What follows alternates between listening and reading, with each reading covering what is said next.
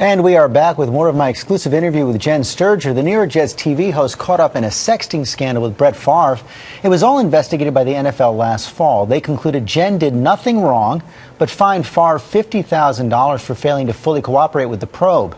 Sterger has not spoken out before now, and here we learn how she handled those persistent and increasingly graphic messages. What's happening in the back and forth then? It's parrying. It's staving him off. I'm busy. I'll talk to you later. I'm busy. I'm busy. He was like that guy at the bar that just could not get the hint. So he steps it up.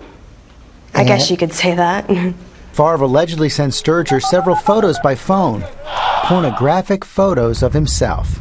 When the pictures come, what do? I realize I'm in a lot of trouble. I realize just how serious it is and that this isn't going to go away, so. But you are absolutely confident you didn't do anything that would make him think this is okay? No. And when he did, you didn't, no encouragement, stave him off, try to, just sort of keep on doing your job. Staved him off and I did my job. And after these few exchanges in the 2008 season, it seemed like he had gone away. They stopped? They disappeared. Sterger left the Jets around then and started to work on a show called The Daily Line. When the NFL no longer wants you, there's always Sterger picked the wrong friend to confide in, a blogger behind the website Deadspin. He broke her confidence and published all the details in August 2010. I didn't want it to get out. I had dealt with it, and it was over. The story comes out, and it's like someone punches you in the stomach.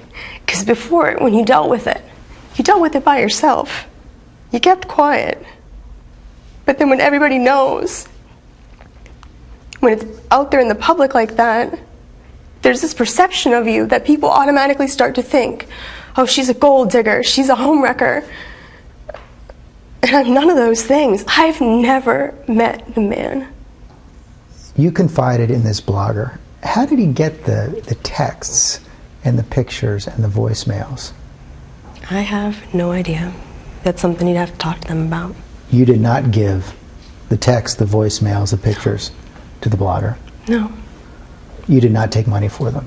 No. I haven't made a dime off anything in this whole situation. Not from the pictures, not from Favre. That was never an intention of mine. He's reported that he paid $12,000 to a third party for them. And I think a lot of people wonder, how could someone else, a third party, get your texts and voicemails and those pictures? I wish I could answer that. Did you ever give them to anyone? I shared them with individuals when I was asking for advice. But that's it. So presumably someone you knew betrayed you for money. That's gotta hurt. I don't think there's an aspect of this whole thing that really doesn't hurt. And what hurts most of all, the idea that Sterger manufactured this media hype to propel her career. It's never been my intention to ever play a victim in this whole thing. But because of the way I looked, I don't feel sorry looking at the girl that I was in 2008. Look at how I looked. People would say I asked for it. And I think that's been a lot of the perception that's been put out there, is that I asked for it. And it couldn't be further from the truth. You want nothing from Brett Favre? Absolutely nothing. No it was apology? never my intention. I don't want anything from him. I've never wanted anything from him. Does he owe you an apology? I don't really care if he gives me one or not. I just want to move on. Do you owe anyone an apology? I don't think so. I didn't really do anything wrong. If I owe anyone an apology, I feel bad that my parents, I'm sorry that they had to go through this. I'm sorry that families involved had to go through this. Those are the only people that deserve to be apologized to. I closed the chapter on it 2 years ago. And I never thought I'd have to relive it and watch it play out in front of everyone else. And if you finally did meet Brett Favre, what would you say to him? I don't plan on that happening. I don't plan on that happening.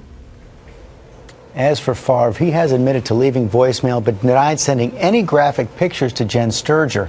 The NFL said it couldn't confirm that he sent the pictures, but fined him $50,000, as we said, for failing to fully cooperate with the investigation. We did reach out to Brett Favre for comment, but he chose not to respond. And we'll have much more on Nightline tonight and tomorrow here on GMA, including what this all did to Jenn Sterger's family and her take on the NFL's investigation.